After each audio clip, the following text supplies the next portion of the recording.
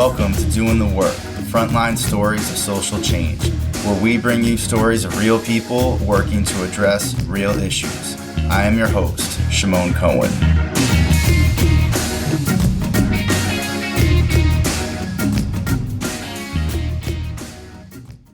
In this episode, I talk with Daye Pope, Director of Civic Engagement at T.A.K.E, trans advocates, knowledgeable, empowering, located in Birmingham, Alabama, and Pennsylvania.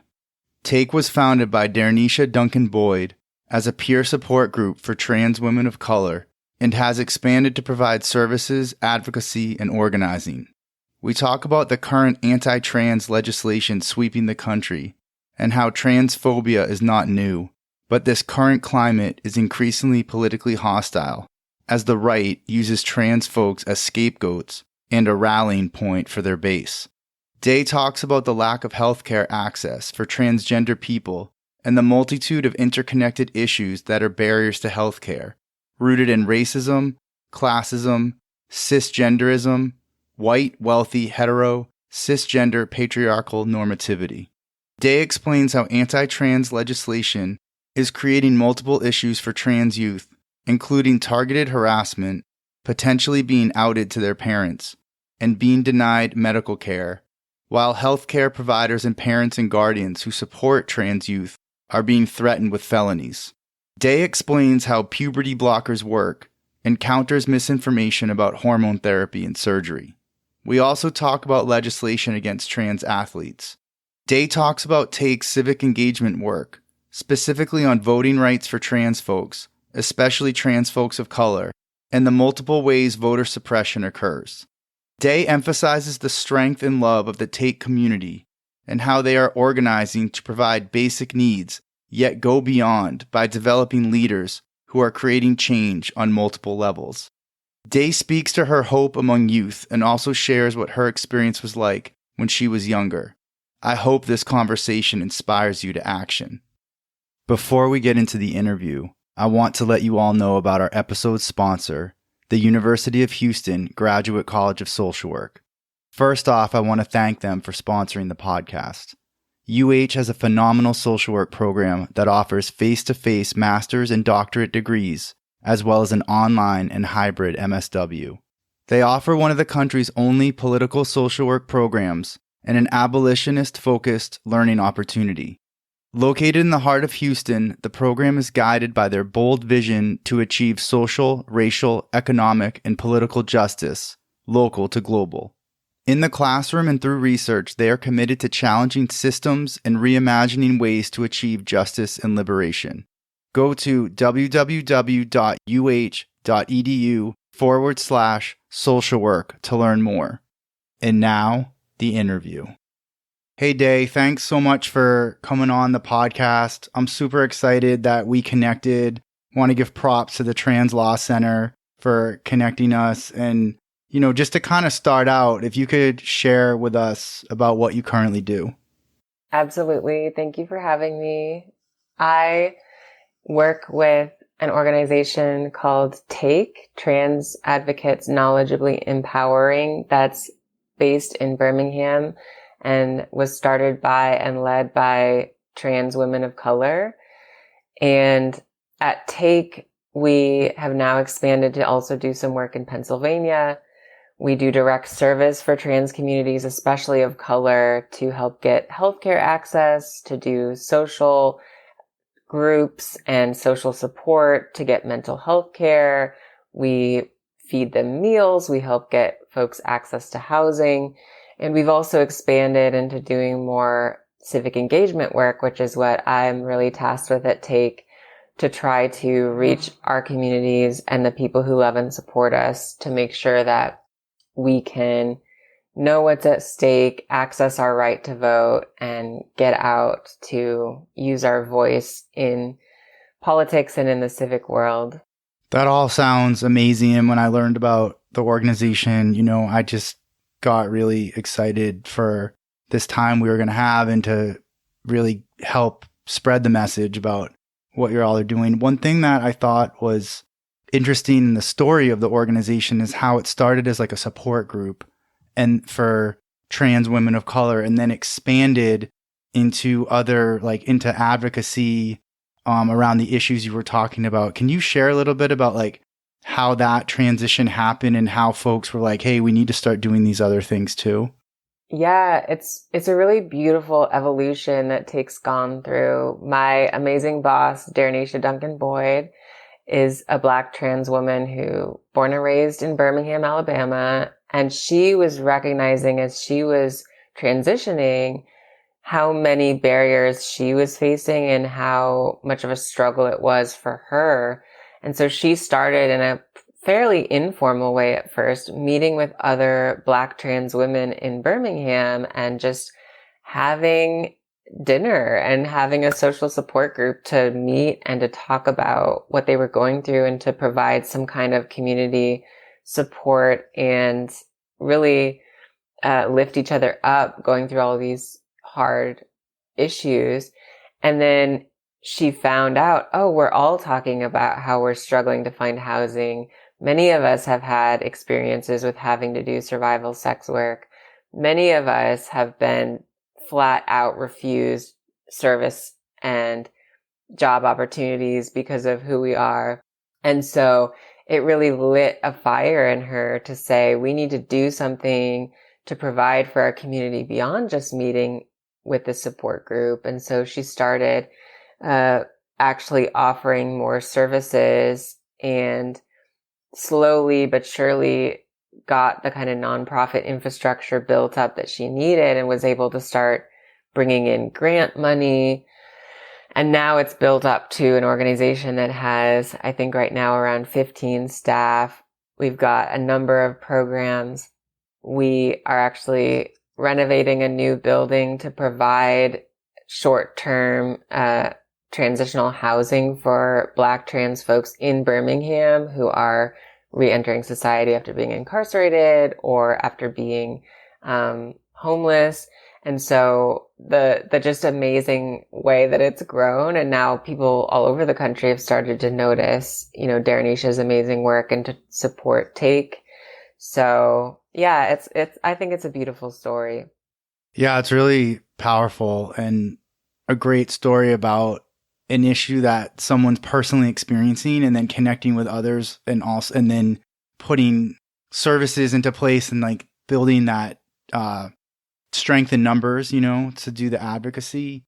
Some things that I think just for the listeners, that could be helpful for maybe folks who like don't know much, or maybe just know a little bit, because especially in the current political climate, most of us have heard something about trans folks, but usually often in the media right now in a very negative way, or from the right in a very negative way. But before we get even into the current political climate, which I know also isn't necessarily new, what are, like, as you mentioned, what are some of the issues around like healthcare access for trans folks that, people experience?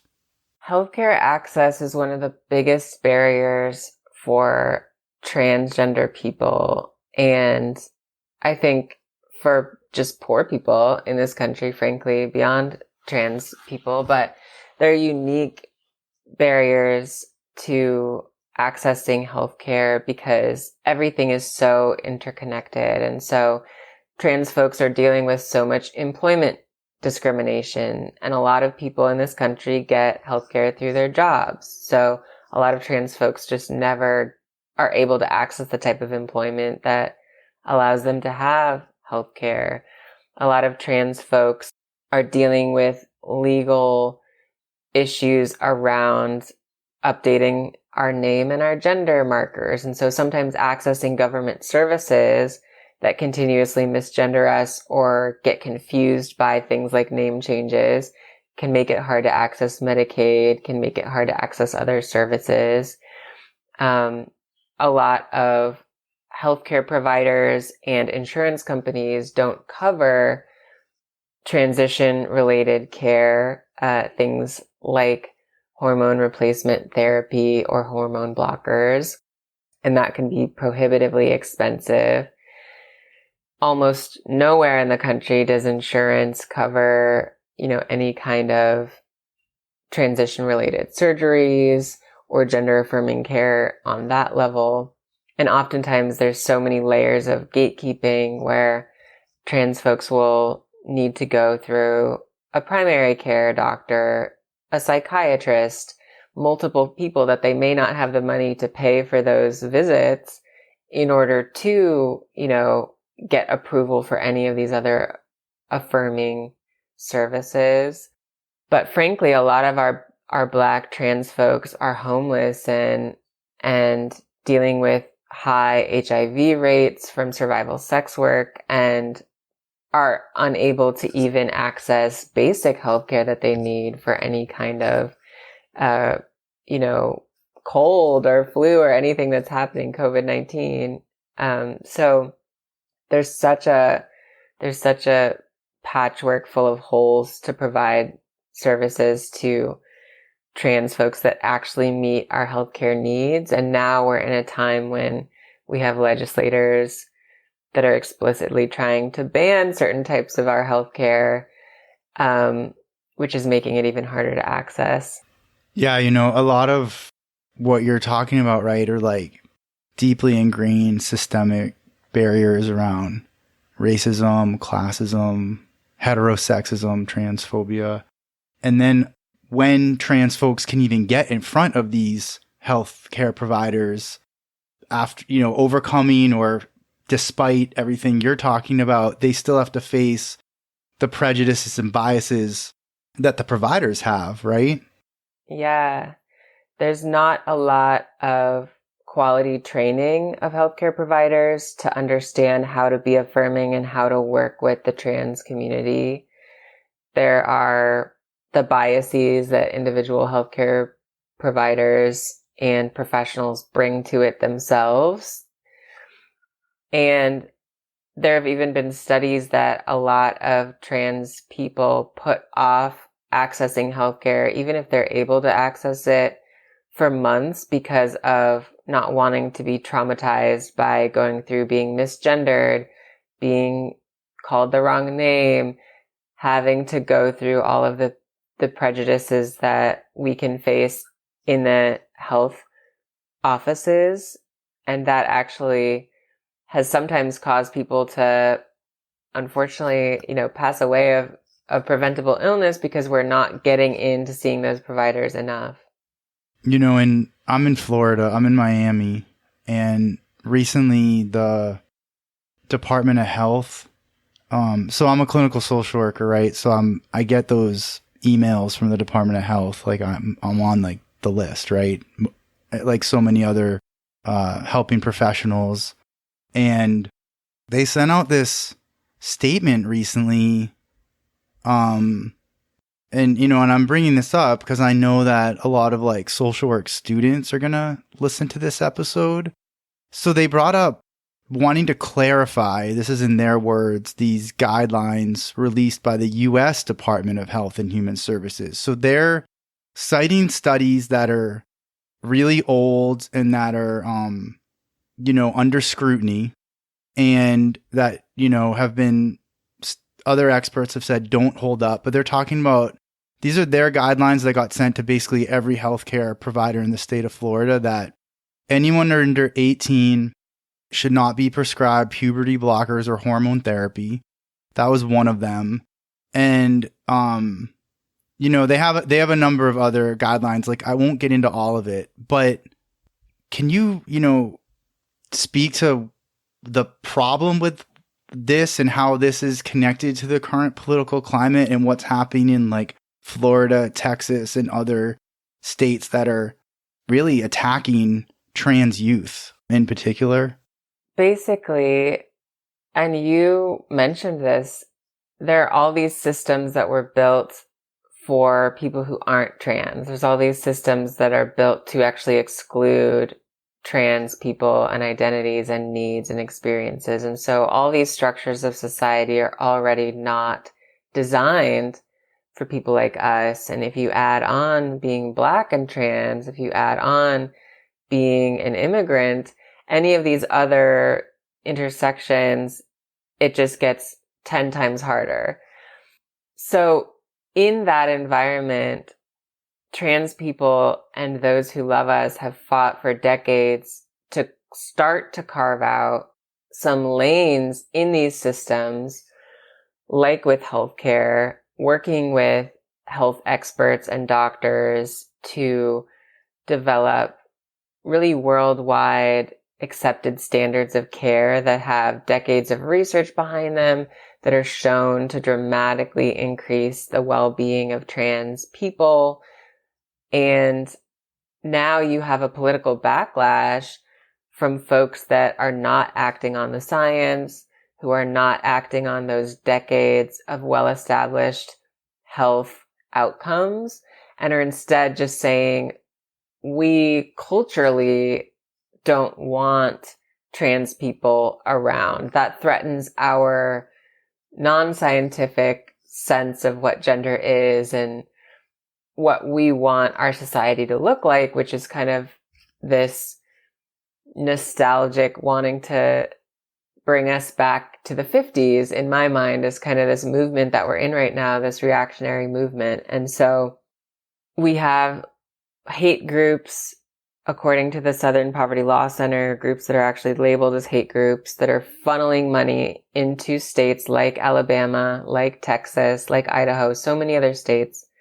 Over 38 states have introduced anti-trans youth legislation in the last 2 years.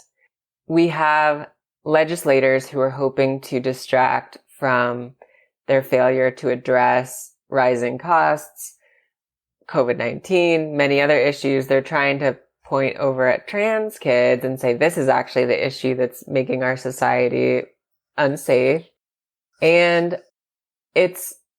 we think it's a cynical ploy. I think it's a cynical ploy for votes and everything else. But the sad thing is there are real young people that are in the crosshairs. And trans youth, it takes a tremendous amount of courage and self-awareness to come out as trans or queer at a young age and to say to the world, this is who I am. You know, I first came out to my family when I was 13, and this was a few years ago now. And so it was not then a safe environment for me in school. It is now still. I was just talking to a youth group yesterday, an LGBT youth group yesterday in a middle school, and it's still not safe for them. So many of them were bringing up that bullying is a huge problem. But we've started to, as a movement, build out this ability that wasn't there even just a decade ago to have resources for parents and guardians who are grappling with their child coming out, and to help get these trans kids mental health resources and sometimes transition resources. And this has been shown time and again in studies to make the likelihood of that child growing up to be healthy and happy and not self-harm and not commit suicide. This makes their lives so much healthier. And it's currently being outlawed for political reasons. And so it's a really frightening time. And I think that we have to grapple with this attack as like a real attack on just trans young people's ability to live in society. Absolutely. Like the way it's worded, like the Florida Department of Health communication, right? They act in their wording like this is for the benefit of these youth, but we know, those of us who pay attention to this and, you know, or live this, know that, like you said, this is going to increase potential rates of suicide among trans youth, which are already disproportionately high. And, you know, I have a teenage daughter, and we were talking about this because she cares a lot about all social justice issues. And I've found that like her and her friends and even our younger daughter, like, are much more accepting than, like, for them, it's like, okay, like pronouns, they, that, like, they're like, okay, cool, you know, like, and she was asking me, she was like confused, you know, she's like, I thought that, you know, like, hormone blockers around like puberty if you're under 18, it can later be reversible if someone wants to, and they could still then have like, go through puberty or have those hormones later. Why are they saying this can't happen, now? Yes, there's a lot of misinformation that's being spread to justify these draconian bans. And these bans aren't just you can't provide this care. These bans are we're going to actually threaten healthcare providers and guardians, parents with felonies and potentially jail time for providing this care. So any kind of, oh, it's for the good of the kids, you're actually trying to throw the kids' parents in jail. So I think we can put that argument to rest. But the misinformation is making it sound like these kids are just walking into a healthcare office and saying like, surgery, please. And what's really happening is that over the course of several years, trans kids who are expressing their gender identity are going through layers of mental health care, counseling, and after a long process, some of them will choose to take hormone blockers, which are completely reversible, like you mentioned, and already in use for some cisgender, some non-trans kids for precocious puberty. If some, especially young girls are getting puberty at 6, at 7, it's coming earlier than would be beneficial for the child. These blockers are already in use for other purposes. So these blockers are safe if that child continues to go through therapy and decides, actually, I would like to continue with just my normally scheduled programming puberty, then they can go off hormone blockers. Or when they reach an appropriate age of consent, then they can start hormone replacement therapy. Then when they're adults, when they're 18 plus, they can start to look into accessing surgical intervention, gender affirming care in that way. So there isn't anything happening to kids. Kids are able to take steps with their guardian support that are well established and reversible. Yeah. And one of the laws that's been passed, and I'm blanking on the state and hopefully you'll know, but isn't it that in schools, if a teacher like knows the student is trans, or the student tells the teacher is now obligated to inform the parents, or maybe like the healthcare provider has to tell the parents, or it's something like that I know has recently happened. They're trying to make that the case in Florida, actually. And there's been some language in a few other states where they're trying to make this into like a parental rights issue, ironically, as they're trying to take away parents' right to support their kid and threatening parents with felonies. And this is the other thing that I think gets lost in this conversation. It's already not the most common for trans kids to come out and find their family totally supportive and on board. Right. Right. And so that's already a hurdle for so many of these kids. And so the attempt to out these children to families that might not be supportive can open these kids up to abuse and unsafe environments. But also, when legislators and hate groups who are trying to scale back trans care for youth are making this argument, again, they're making it sound like there's an epidemic of trans kids being affirmed. And that's not the case. We're still fighting really hard for every trans kid to have support, because many of them, I would say probably at least half, are still not feeling safe to come out to their guardians, not being affirmed if they do come out to their guardians, and having to try to find support through other means, like through school activities, through GSAs, through community centers. What do you and other folks who are part of this community, like, what's the thoughts around, like, why is this happening more now? I mean, first of all, correct me if I'm wrong, that it's more now than maybe in the past, because I could be wrong about that.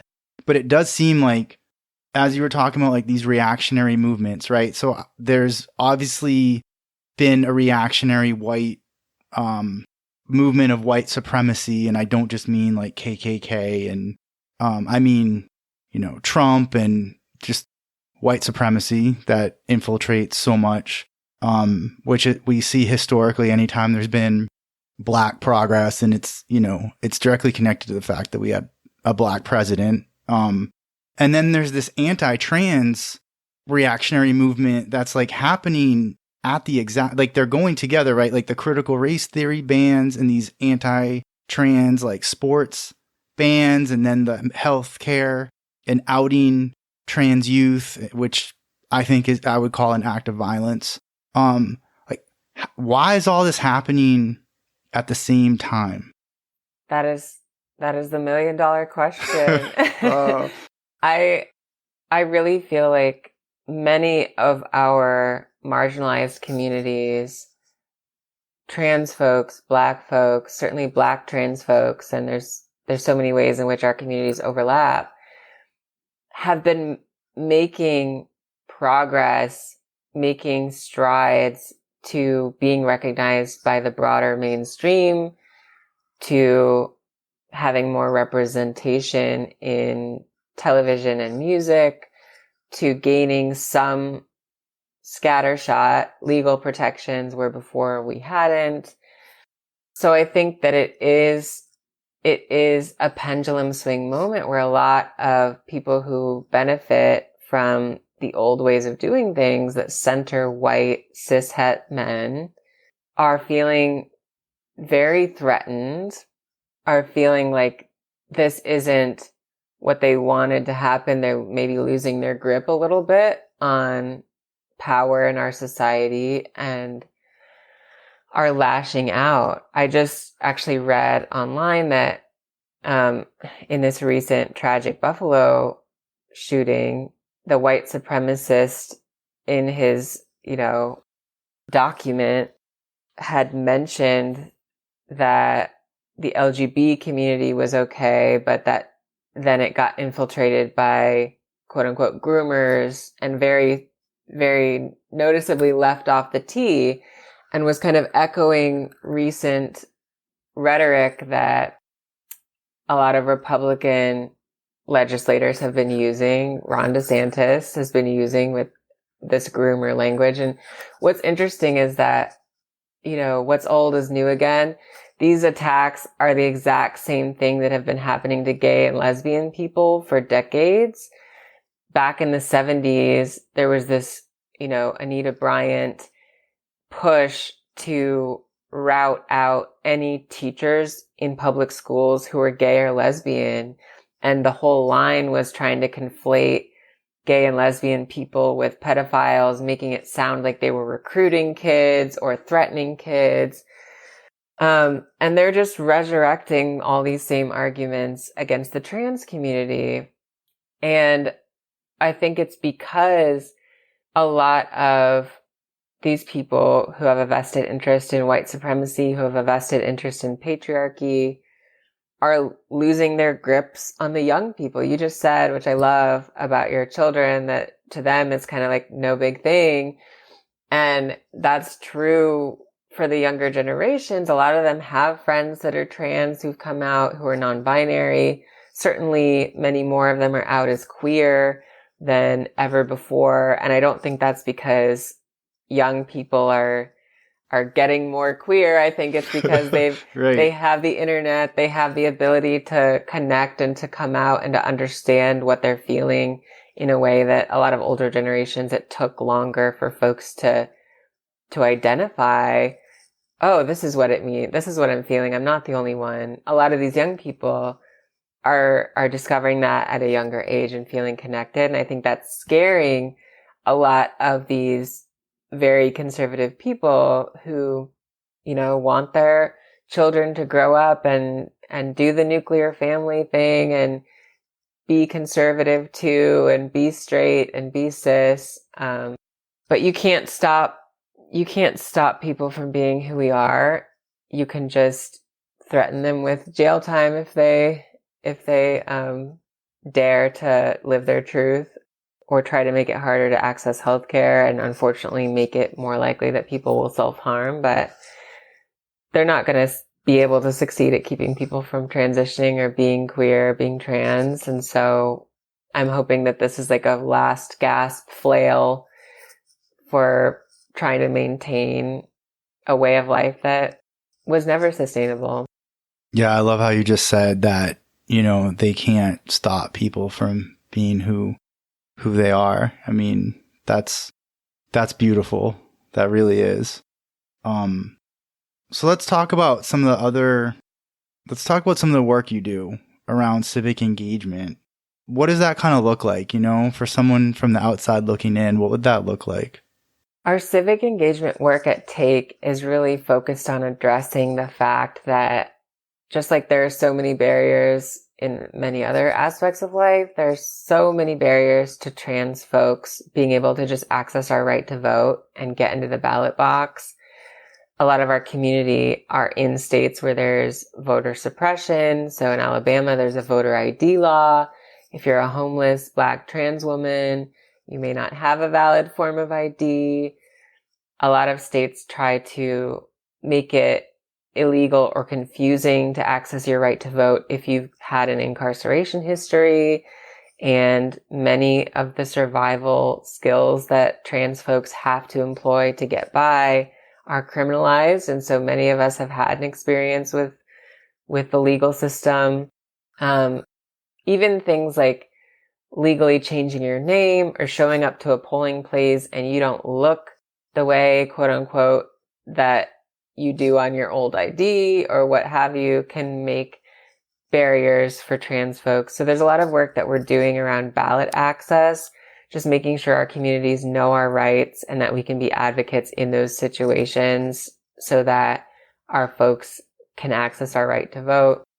We also do voter registration. A lot of our communities have been not engaged because they've understandably felt like no one was speaking for them. No one was reaching out and asking for their vote. No one was supporting their issues. So we're having conversations. We're getting folks registered to vote and making sure folks understand what's really at stake in these elections, because our rights are on the ballot, especially now with all these anti-trans attacks. And one of the things that I'm so just hype about the work that we're doing now is that we have a lot of clients come into our work because they need housing, because they need prep, because they need a hot meal, all of these basic needs, and we're providing those needs, and then we're building a deeper relationship of support and community support with them.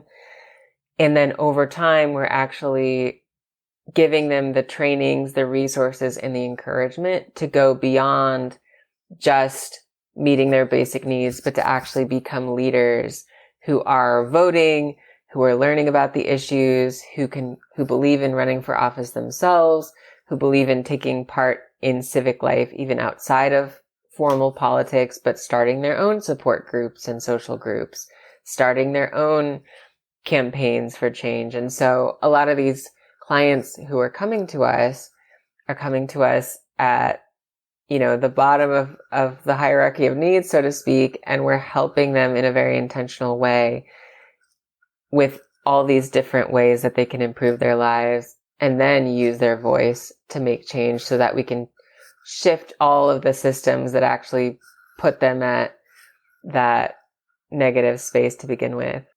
I love that. Like, it's beyond social services, right? And it actually reminds me, part of how I got into activism when I was younger, very early on, was I through a series of events was fortunate to connect with like some former Black Panthers. And so like I got a lot of my political and social education from them. And that's really how they did programs, right? Like they went out, they had like health clinics, they did sickle cell testing when no one was doing it. They did free breakfast programs, which of course are in schools now. They did all these programs, right, that they called survival programs pending revolution. But then they organized, like they were like a youth movement, like a Black youth movement, really, that organized their communities through providing needs, but then building political power. So that's what that reminds me of when you talk about that.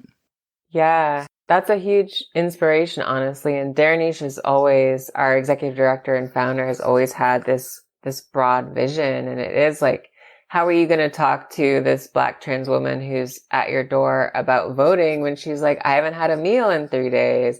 You have to meet immediate needs. You have to provide the basics so that people can get back to kind of homeostasis.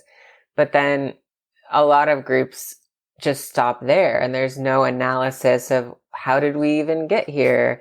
There's no urgency to try to shift these systems that created that situation in the first place. And so as T.A.K.E has been growing, we've really, under Darenish's vision and leadership, been trying to figure out how do we go full circle with this? How do we heal people's spirits and their hope and their belief in what their life can be, as well as just provide their immediate needs? And then how can we work together and protest and vote and do everything in our power to actually make it so the next girl coming up, the next trans youth, doesn't have to deal with the same thing? Yeah, 100%. I love that. So for you, I like to ask people, what do you love about this work? Because obviously we just went over like a lot of the challenges, right? And the political climate, these entrenched oppressive systems. But like, what do you love about the work you get to do every day with T.A.K.E? I love this question. There's not enough time for us to like lift up the joy and the possibility in what we do. I really love when we have a moment where someone so clearly like has a click, has a breakthrough. We've hosted in the past a training where we brought in a really amazing Latinx trans woman candidate for public office, Dejalyn Alvarez, and she spoke to a group of our clients about running for office and about her story, which she's public about, of how she at one point had been on the stroll, barely surviving, dealing with police, dealing with survival sex work. And we had someone come up to us after and say, wow, I didn't really know someone like me could run for office. Like now this is just making me think of all kinds of things. And I just saw that person's face light up with this sense of possibility. And there's so many moments like that where our communities, when we create these alternative spaces for inspiration and connection, can start to see their life as something that can be bigger and bolder and more beautiful than they thought was possible for them. And there's also moments like with the youth group that I spoke with yesterday of a middle school GSA. There are moments where there's young people who are so far beyond where I was as a kid, and that gives me so much joy and hope, because I remember it was such an uphill battle to start our scrappy, tiny GSA at my high school when I was coming up, and now there's this GSA in a middle school of like 20 kids who were friends and who were like hanging out after school and putting on programs, and it's so cool to see like, oh, we are getting somewhere even with all these attacks. Yeah, the youth, like, they give me so much hope. Although there's also a lot of horrible stories, not to try to dampen it, but like I wish it was that like the younger generation was all like further along, or like, because I hear a lot of stories just from my daughters, especially about like just all the stuff they hear, like, and stuff on social media that is really like homophobic.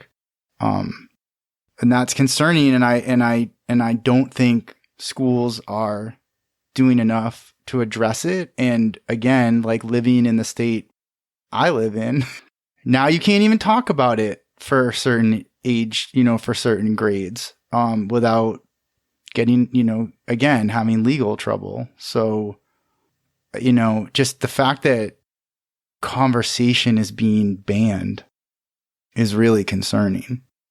Yeah. Talk about censorship and free speech and quote unquote cancel culture. Right? This is where it's happening. They don't want you to talk about ideas and history in school. What about my choice as a parent? Like, talking about parental choice, like you made that great example earlier. It's like, it's parental choice for the issues that they want it to be about. Mm-hmm. Yeah, it is sort of this one step forward, one step back. I feel like there's so much that's breaking through for youth where they have access to information and community and support that I never had even not that long ago. And certainly folks that are older never had.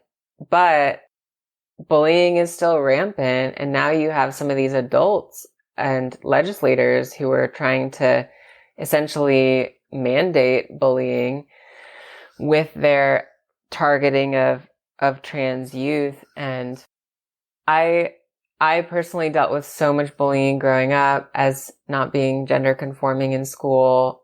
I think when we talk about bullying, it almost makes it sound cute because we give it the name bullying. It sounds like, oh, someone was mean to you on the playground. But what we're talking about is systemic harassment and chronic stress that these young people are going through, where every day when they go to school, when I was going to school, this was the case, and some of the young people shared this last night too. Every day you're going into school, which is supposed to be a safe environment where you're focused on learning and maybe you're figuring yourself out because you're 13 or whatever, becomes an environment where you have panic about having to face slurs, having to face people saying cruel things to you, even like locker checking folks or throwing things at you. Like there's physical assaults happening, and when we say it in that way, there's chronic harassment and assaults in our schools. You perk up more than if you say bullying, which almost trivializes it in my mind. But it is a huge problem. The schools are not doing enough. We really need to address systematically the ways in which these schools don't take these things seriously as incidents of hate crimes, how it has a huge impact on mental health of these young people in the moment, but then also for years to come, how it impacts kids that you might not even be understanding yet, who aren't out, but who feel like they can't come out because they've seen how people treat them. And then what's really sad to me is that instead of meeting all those challenges, you have states actually making it worse by trying to target trans kids even more, to not be able to be in sports, to censor LGBTQ books in school libraries, to make it so that teachers can't even answer questions if a kid says, oh, we're talking about this historical figure, weren't they gay? And maybe they were, and now the teacher's worried I might get fired for just telling the truth about history, and I'm a history teacher. So we're not headed in the right direction in a lot of these states. Yeah, and the sports one, the wording that they use, like calling it like a fairness. Like it's never called Let's Discriminate Against Trans Girls Act, right? It's like the Fairness for Girls in Sports Act. And it's like, it reminds me of like Orwellian, speech of like, we're going to call it this. We're going to call it the opposite of what it is, and confuse people or whatever they're doing, Yeah, it is. It's definitely Orwellian. It's up is down and down is up. And, what always strikes me is that in most of these states where there's been this huge multi-million-dollar ad campaign and push to ban trans girls from sports, you would think that there's like millions of trans girls infiltrating the sports teams. In most of these states, journalists have looked into it, and many of them have had 0 trans girls who are trying to compete on varsity women's sports in high school.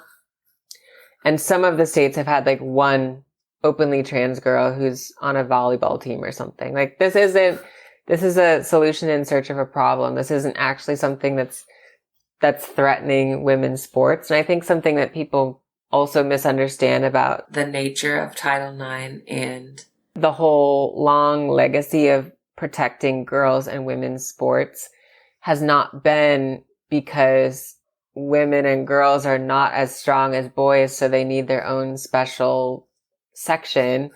Title IX is explicitly that many, many public schools were not putting any funding into girls' sports.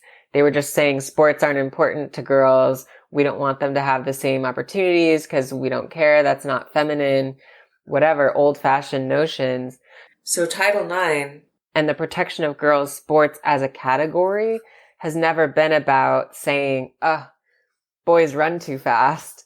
It's been about saying systemically girls' sports have not been invested in, and we're going to actually make sure legally that schools have to have opportunities athletically for girls and boys. And now it's actually a very anti-feminist argument is being used by a lot of these people that are trying to ban trans girls in sports because they're saying like girls won't get a chance to compete. They're basically saying girls aren't athletic. And not only is that not scientific, trans girls have no, advantage that's been measurable in sports. Trans people make up, they think we're about 3% of the population now. So the idea that there will be an influx of trans girls winning every category is just not happening. But then also there's this strange way in which all these arguments are reinforcing old-fashioned sexist ideas that girls can't be strong and athletic and rough and tumble because they can. Yeah, that's a really good point. I mean, it's totally a political maneuver to cater to this increasingly overt, because I don't want to say it's new in that way, but it is increasingly overtly racist, sexist, and homophobic, base. And really it connects to white Christian nationalism, which that's a whole other conversation. But it does, we can't really talk about it without saying that, because that's part of that movement. Yeah, it is. It is very connected. And you see the same types of groups, Proud Boys and what have you, that are so violent and threatened by Black and brown folks' liberation and progress. You see those same groups really honing in on trans folks and sometimes queer folks as other targets. And it is tied up in toxic masculinity, patriarchy, all of these things that are connecting, because even with this fight with Roe v. Wade, there's this sense that there's a retrenchment that women and trans folks broadly and people of color are getting too much of a piece of the pie now, and we need to get back to the good old days, quote unquote. And the thing is, we're barely starting to get enough and not nearly enough. And now there's this huge backlash. Yeah. So for folks listening who want to support your work, T.A.K.E, and also who want to do work around trans rights, how can they get involved? It's really important because there's so much happening right now. It's hard to focus, but it's really important to get involved with what's happening at your own state level. Wherever you are, there is a statewide organization who's leading the charge against these anti-trans attacks, and standing with them and figuring out how to help them is really important. We at T.A.K.E would love anyone's support. If you want to go to TAKEBHM.org and donate or learn more about our efforts in Pennsylvania and Alabama. But one of the main things that has happened when Texas passed their anti-trans bill recently, when now in Alabama the anti-trans bill was passed, people from all over donate and send us messages and want to know how to help. And we love that support. Thank you. Please keep supporting us. And sometimes the best fight you can fight is the one in your own backyard. And in, like I said, over 38 states, they're fighting to try to pass these draconian, scary anti-trans laws. And so if you can connect, a good website to start with is Equality Federation. They have state partners in, I think, almost every state. A quick Google search of just trans-led organizations in your area, figure out how you can show up and how you can support, and make it a voting issue, because I think the other side has made it a voting issue. They've really hit hard that this is going to motivate their folks to come to the polls this year. And that's probably a big reason why they're targeting trans folks is to make us into that scapegoat, that wedge issue. And we need to not fall into that and to support candidates that are loud and proud about supporting equality and equity. Yeah. And I'll link I'll put your website in the show notes, and I'll also, Equality Federation, put that there so people can, easily access that. So something I wanted to ask you as we're talking, is, folks can't see you, but, I can see you, and you're white and you are working in a predominantly Black organization.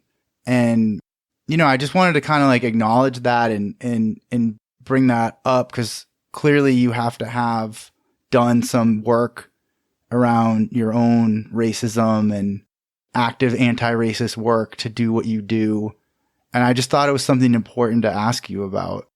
Yeah, definitely. It's interesting because a few years ago, I had met Daye and we had started to work together in a different capacity. And I saw how she worked on the ground with community members in Alabama. And I said to her, and I really meant it, Daye, I would follow you anywhere. I was just so inspired by the way that she shows up and the way that she's the type of person who will jump in her van at midnight to go grab someone who is, at the bus station and needs help. And that's always been who she is. And even now as an executive director of this much larger organization, that's still how she is. And she took me up on it. She really said, we are trying to build out this civic engagement program. I know that you have been in this role in other organizations, and I need your help to make my vision a reality. And over several years, I've been learning and really connecting to the idea that a rising tide lifts all boats, that I see a lot of white-led, often cis-led organizations doing work in the LGBTQ community that are talking about issues that don't relate to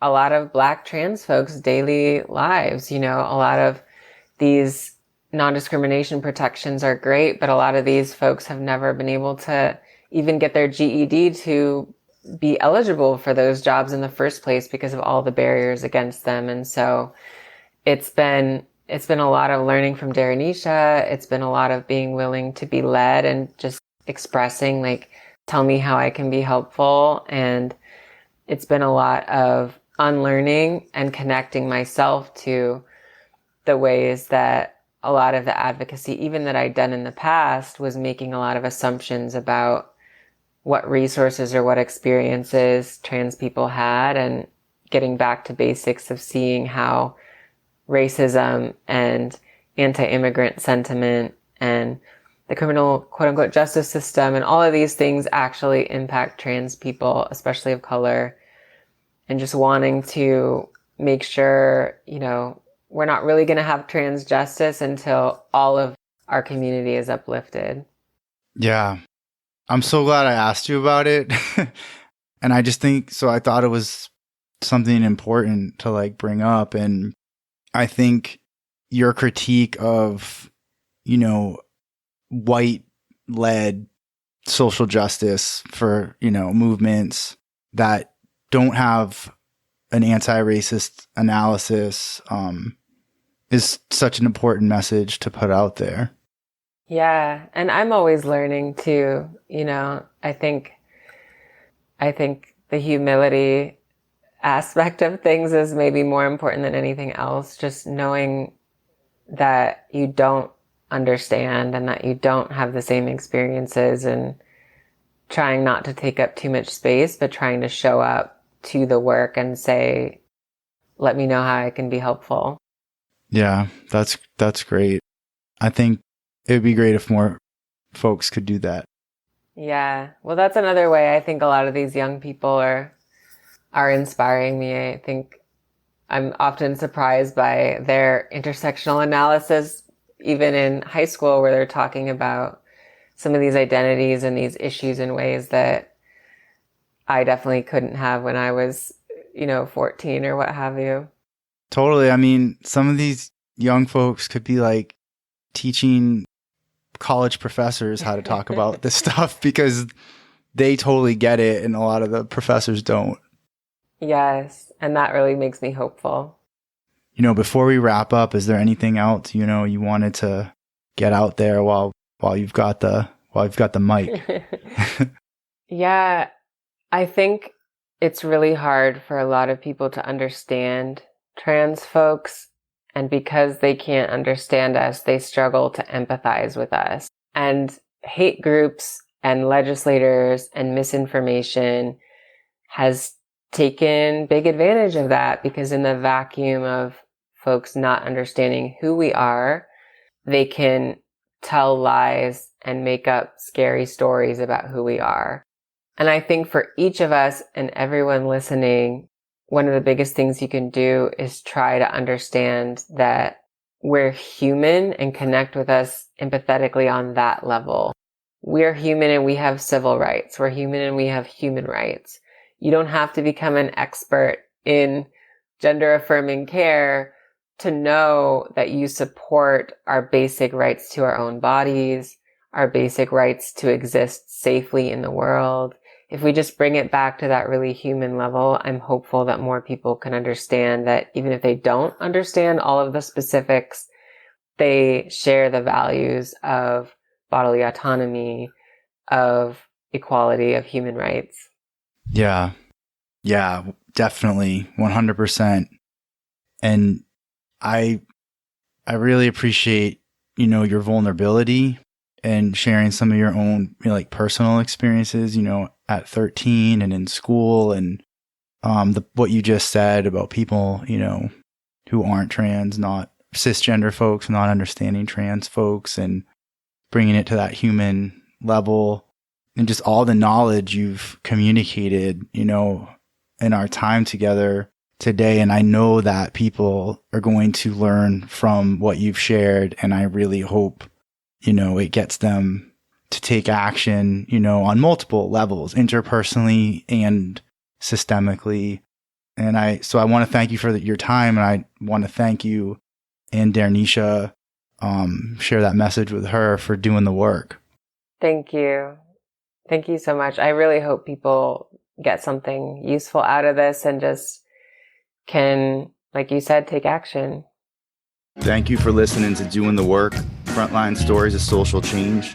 I hope you enjoyed the podcast. Please follow on Twitter and leave positive reviews on iTunes. If you're interested in being a guest or know someone who's doing great work, please get in touch. And thank you for doing real work to make this world a better place.